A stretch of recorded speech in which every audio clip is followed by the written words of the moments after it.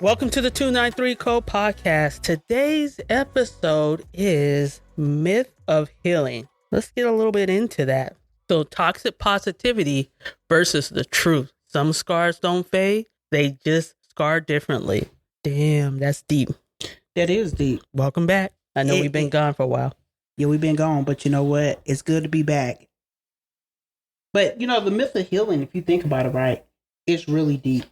Because, we sometimes are in denial about our own healing. You know what I'm saying? And the thing of it is, if you think about it, right, we all have our own personal scars in so many different ways, but everybody handle it different. But sometimes you say, you have to ask yourself, am I progressing?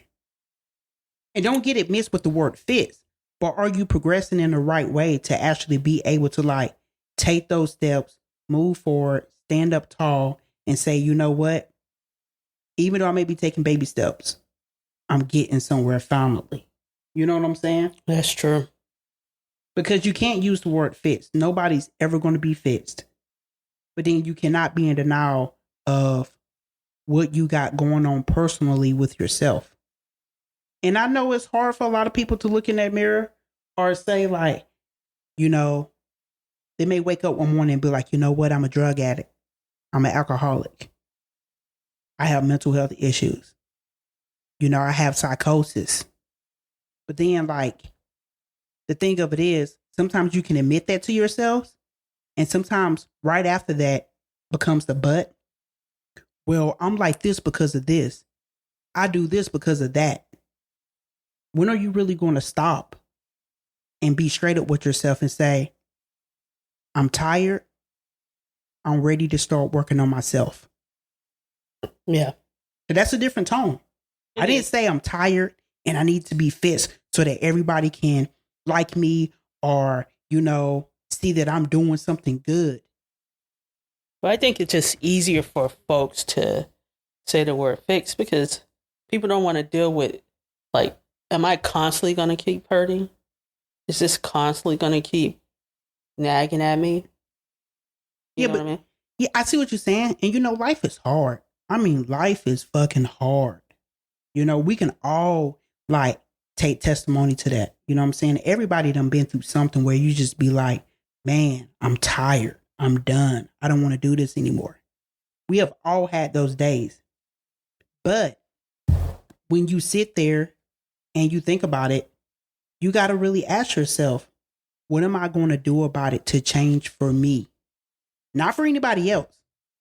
What am I going to really do to change for me so that I can feel better in a way to where I feel accepted within myself?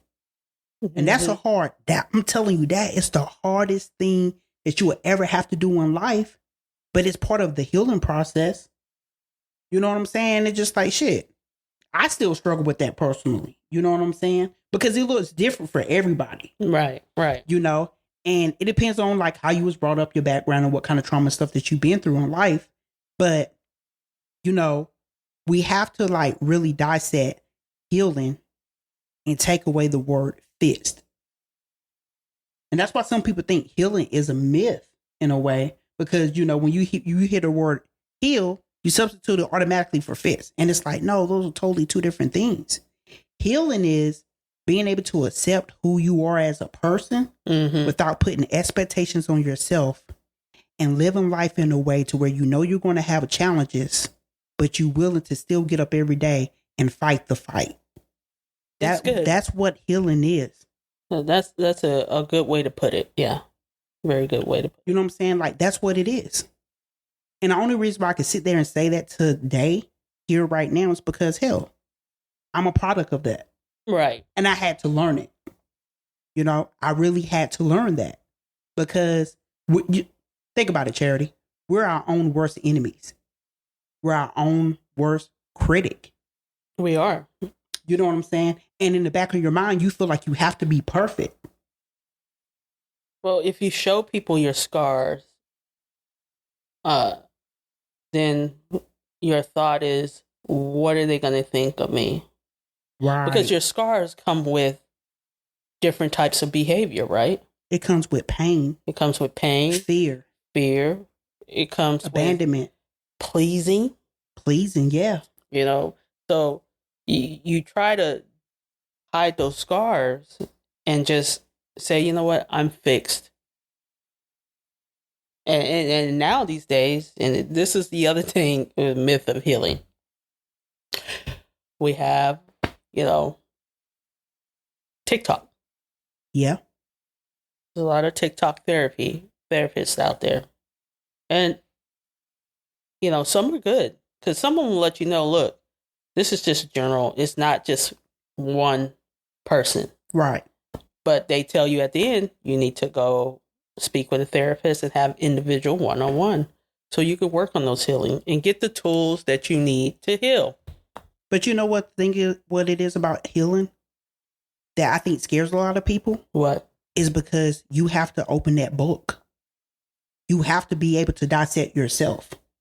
You have to be able to sit down and dissect the different flaws about yourself and then deal with the trauma and the pain that you have tried to put a Band-Aid on that scar because you're bleeding from the inside out. And the thing of it is that, you know, no matter how much we try to stitch up that scar so that it don't bleed, it's still bleeding. People around you just can't visibly see it. Yeah, but you feel it. But you feel it every single day. So the question is, how would you change your narrative of that book? Because it's your book. It's your book. Right. And I know everybody's book is different and how people choose to heal is different, right? But like, for me, therapy. And it has to be the right type of therapist. It has to be a therapist that's going to challenge you. So when you say right, because I know a lot of people don't understand what that really means by right type of therapist. They just figure out like this therapist is a therapist. So what does that mean? And they listening. So what does that really mean for folks? So for me, it's number one, a therapist that's really going to listen to what I'm saying. Number two, a therapist that's going to challenge me at the same time. Number three, a therapist that's going to hold me accountable for my own actions. And number four, a therapist that's really going to challenge you so that you can see the work that you have put in and accomplished to keep going. You know, like, if your therapy don't have those qualities, you got to ask yourself, what am I paying for? Yeah.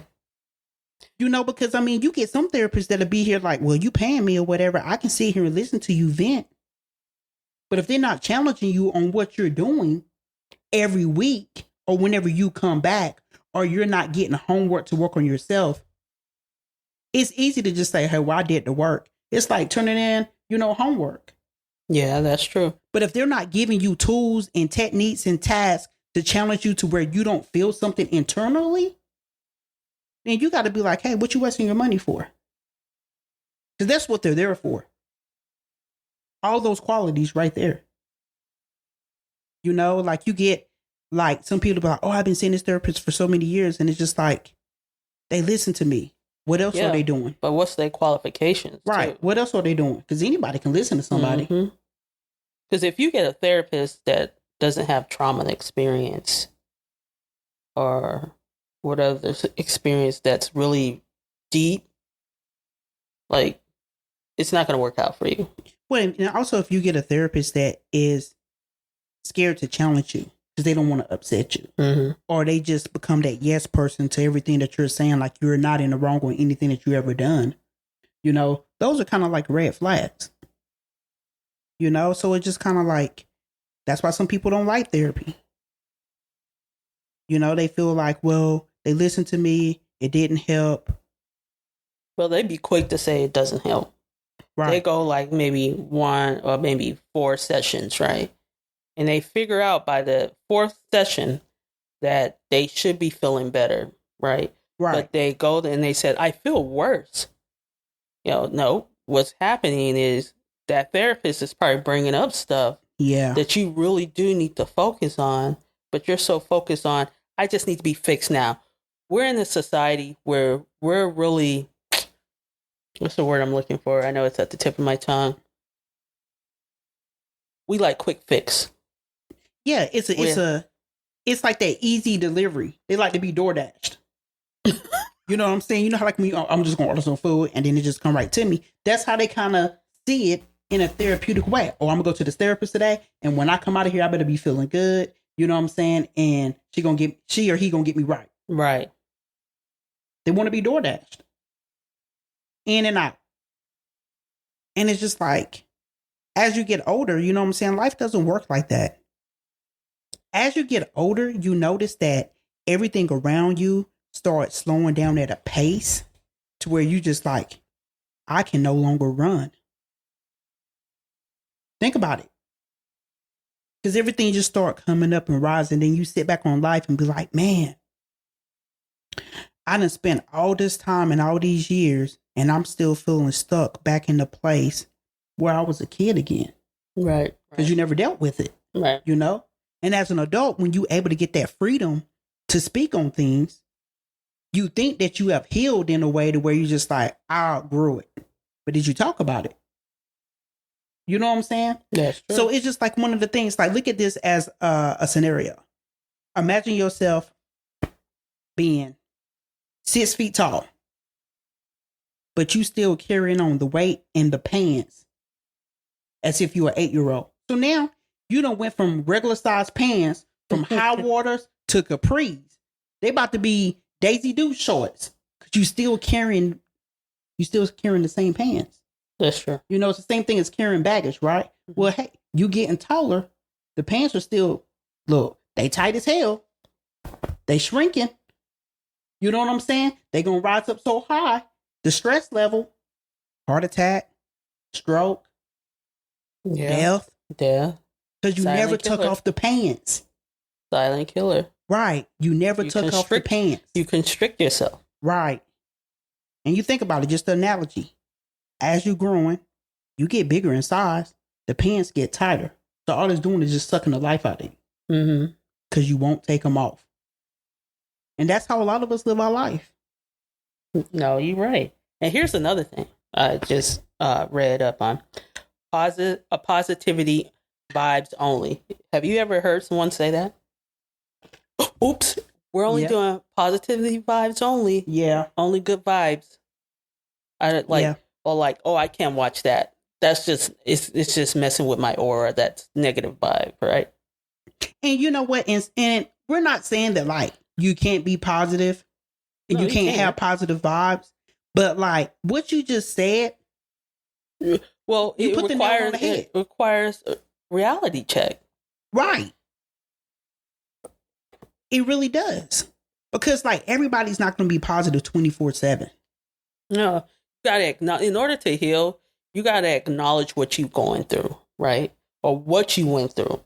So if you don't acknowledge that, and best believe, we all know this as we get older, ask the older generation that's before us. Right. And they can tell you that shit don't go away. You can move across waters to different countries. You still have the same problem.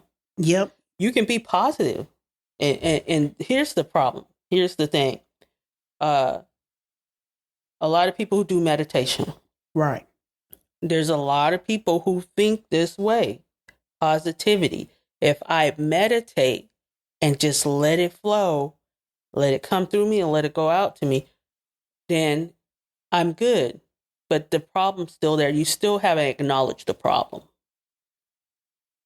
Right. Prime example. If you start, people who start meditation and you try to meditate just to find a center, right? And all of a sudden you see feel all these vibes, the bad trauma that's coming through you, right? What you do, you fight it.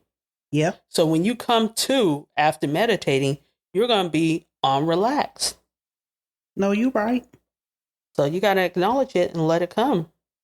But the thing of it is too, is just that like, when I think about positive vibes, I use positive vibes to uplift other people, in a way to where like, let's say for example, if you're having a bad day and you really need some uplifting.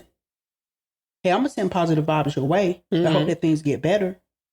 But I'm not going to tell you like, hey, have positive vibes, like get out of your head. Like, no, I'm not going to address you in that way. But I'm going to try to help uplift you and encourage you. You know? Right. So, when it comes to positive vibes, it's all about encouraging people. Because we both know how it is, but we can get in our heads and negative thoughts all day, 24/7, But like, when you got people to uplift you in a positive way, that is a positive thing. But sometimes I'm gonna be real though. Some people just be saying it to just be said. Positive vibe, they don't even know the meaning behind it. No, they don't. But I know for me, they when just I don't want to say deal with it, it's really for encouragement. And when I say it to people, it's because you know what? I believe in you. I believe in seeing something in you that you probably haven't saw in yourself yet. So you gotta just think about that sometimes. And then, and also, here's another myth. Healing means forgiving, right? Yeah, they say that, but I don't agree with that. I don't agree with that either. You can heal and not forgive. Yeah. Because it's just like, here's a good example. I've been seeing this. I saw it on, actually, Red Note, where a professor said, if you met any woman that has been, or anyone that's been molested or raped, stand up, right? Pretty much the whole fucking auditorium stood up. Wow. And then they said, if you know anyone who couldn't tell anyone, sit down. So a majority of the people sat down. It was only a few that was able to tell the police.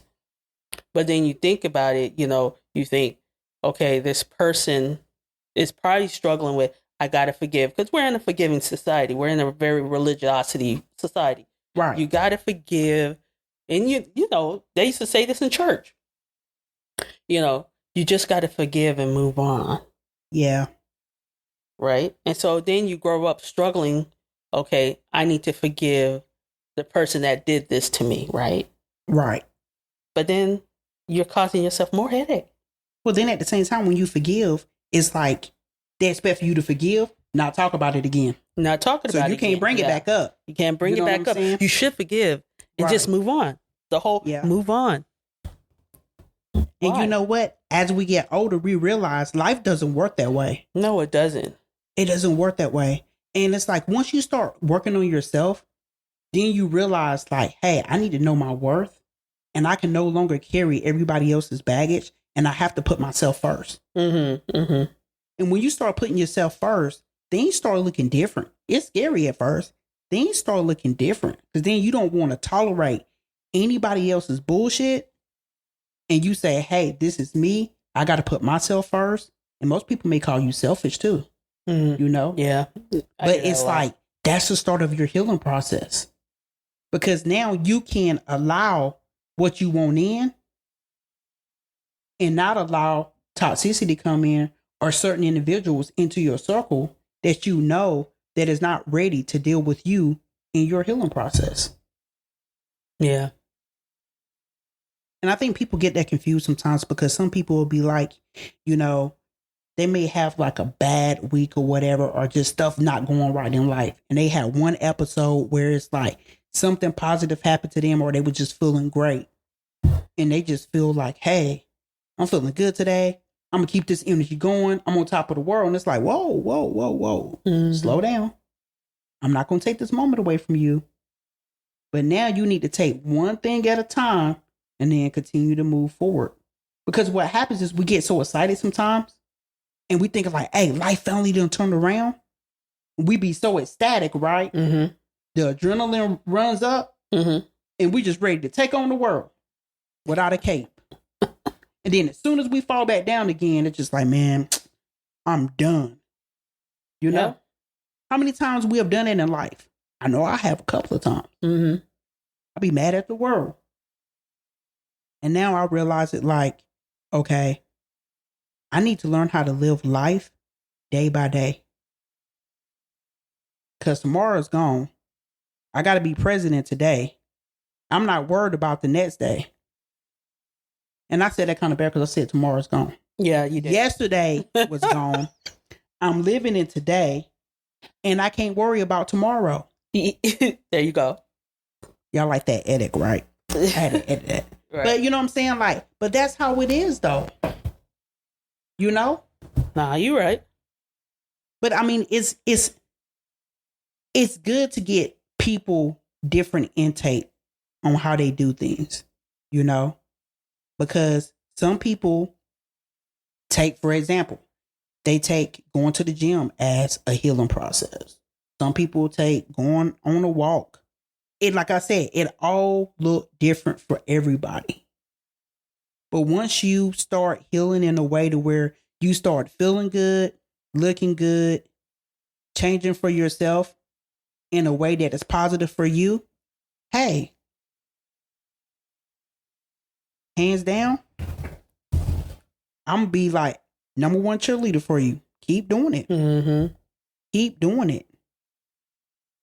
Yeah, no, keep going. And here's another myth. Healing is solely on a individual journey. Is it though?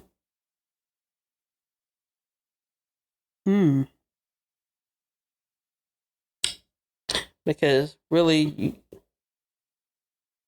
you can go off to yourself, right? Yeah. In the mountains of who knows Caucasus. Of who?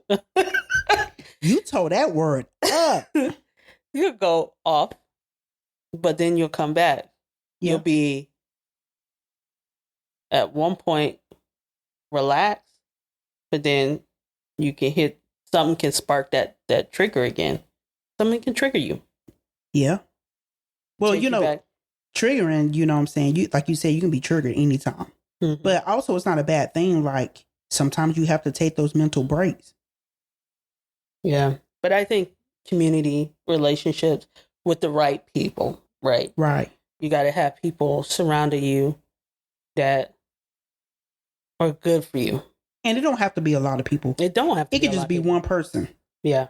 You know, as long as it's somebody that really is going to listen to you, keep it real with you.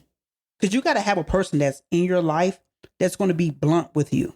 Right. Not mean, but you know what? Keep it real with you. Because, you know, we have some friends we can talk to and they'll just agree with everything that we saying, but will never tell us straight up like, nah, dog, you was wrong. You know? Right. But everybody need that one friend that they can rely on and be able to have that listening ear. Because you need that sometimes. You really do. Nah, you absolutely right. You do need that. And sometimes not everybody have the resources or the money to afford, you know, a really good therapist. Yeah. I mean, especially in this climate, like, you know, people are afraid. Well, and then sometimes too, it's just like at the same time, like you have to be ready to be vulnerable. And vulnerability is scary. Yeah. It's very scary because it's just like, I don't know this person. I'm about to open up to them.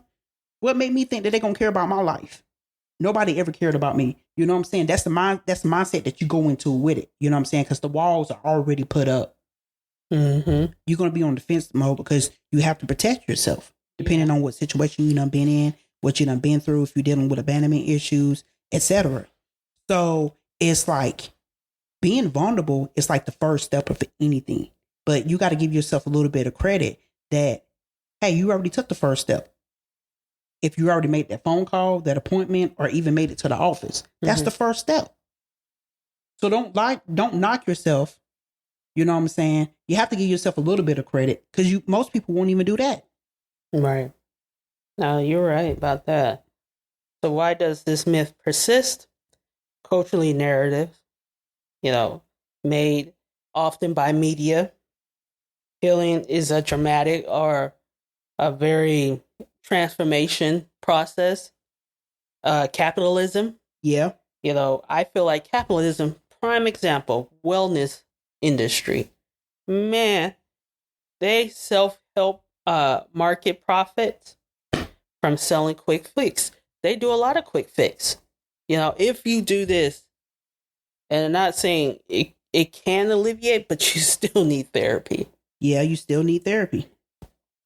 And then it just caused stigma. Stigma is another thing.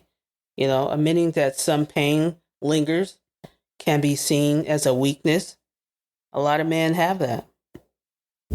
If I show that, and especially in culture like minority cultures, that seems to really play well.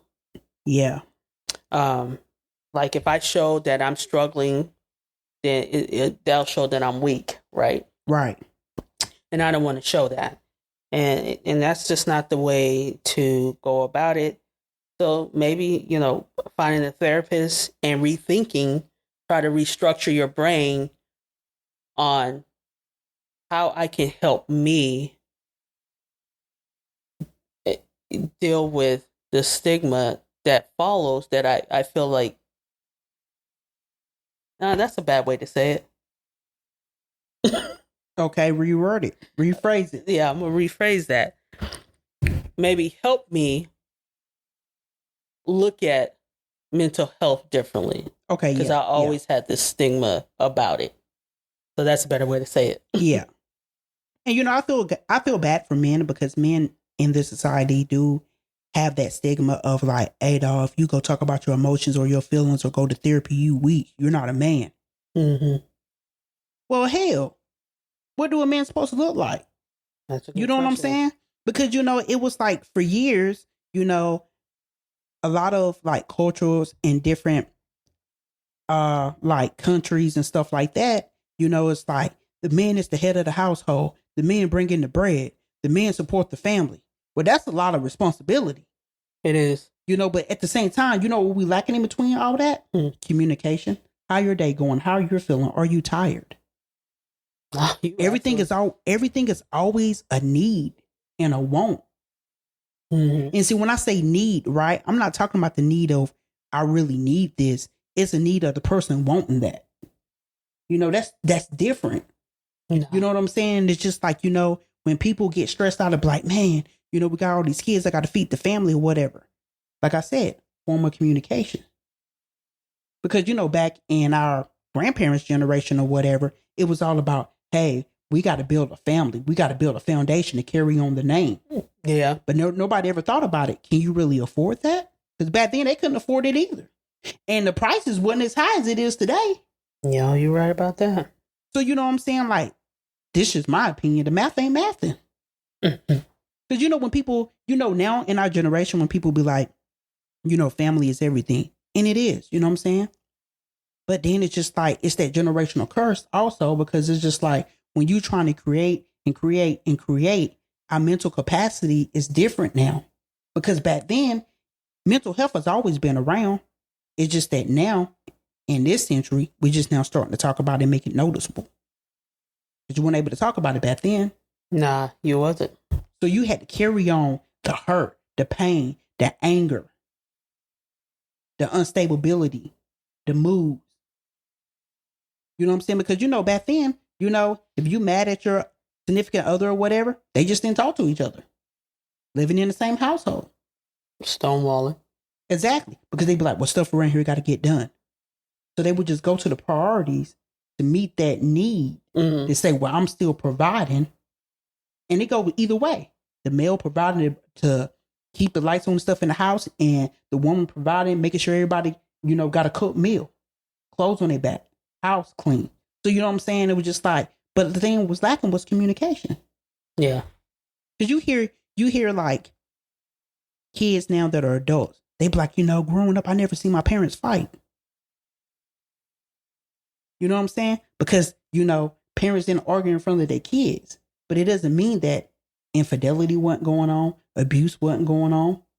That's you true. didn't see it. But then what happened was they gave you a false image of what family life looked like. Mm-hmm. You coming from a broken family, even though you living in a home. Damn, say that again. You coming from a broken family, even though you living in a home.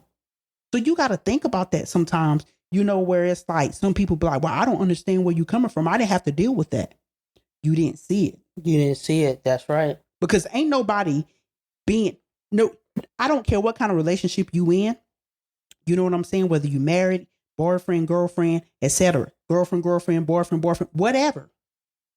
There's not going to be a day where you can sit here and sit in front of anybody and say, oh, we never had arguments. We never said those words of breaking up or divorce. Yeah. Because that would be a lie. Because we're all human. We all have emotional needs. We all have feelings.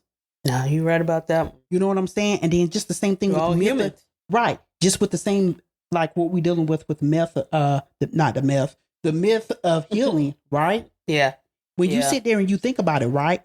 Just coming from broken families. Sometimes a broken family never heal. So what we do is like, hey, we got to stay together because of the kids. Mm-hmm. We got to give our kids the image because we didn't work out, but we want them to have what we didn't get.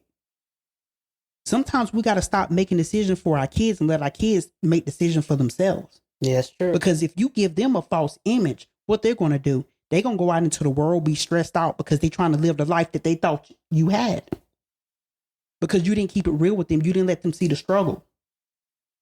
And that's why a lot of kids right now feel so broken and torn apart because they're trying to strive to get something that they thought their parents had when they never had it. Mm-hmm. You can be rich. Image. Right. You can be rich. Oh. You know what I'm saying? I was a camp counselor for this residential camp when I was in college. It was for my internship. And it was one of the richest, upscale camps. For the 2 months I was there, right? Because we lived there and we was up in a mountain cabin, everything like the good life. Mm-hmm. Parents dropping their kids off, Mercedes, BMWs, whatever. Some of these kids, their parents will leave them for the whole summer while they go fly around vacation to Europe and just travel, whatever. Dump off the kids, right? Damn. And the thing of it is that these kids were so broken because when we would have like late night, we called it Vesper. And we always would have a topic with the kids and we sitting around the campfire and we have a discussion before it was time to go to bed. And you would hear the stories of the kids being so broken because we'd always come up with a topic for the kids in our cabin to talk about. And a lot of these kids just want to spend time with their family. But you know what? They were just getting thrown with the money. It was nothing else with it. So I'm looking at a child that's broken, can't communicate with their parents. Their parents just like, oh, you're not doing this, doing that, throwing the child away. But then it goes back to that part of, hey, we're going to have kids to build on the legacy. But what are you teaching them? That's true. So healing comes in all different aspects of life. It's not just about, just the mental of it, but you got to really start a root of where did it really come from with you as an individual? Because like I said, everybody's life is different. We all have a story to tell. We all have scars. We're like books, millions and millions of books. And we all wearing different size bandages. Mm-hmm. Some of us have to go in 2 to 3 times a week to get rebandaged.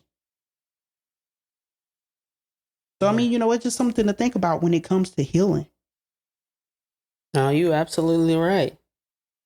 With that topic today, I want to thank you guys for listening. Checking us out. Yes, we have been gone for a while, doing our thing, trying to get things ready and going. With that said, just keep a healthy perspective on healing. It's okay if healing takes longer than expected. Setbacks don't mean failure.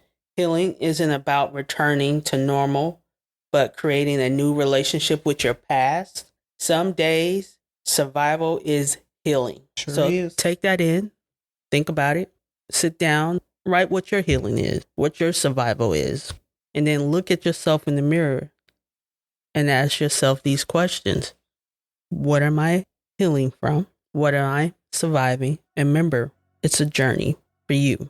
That being said, I want to thank everybody for coming out and see ya. Peace.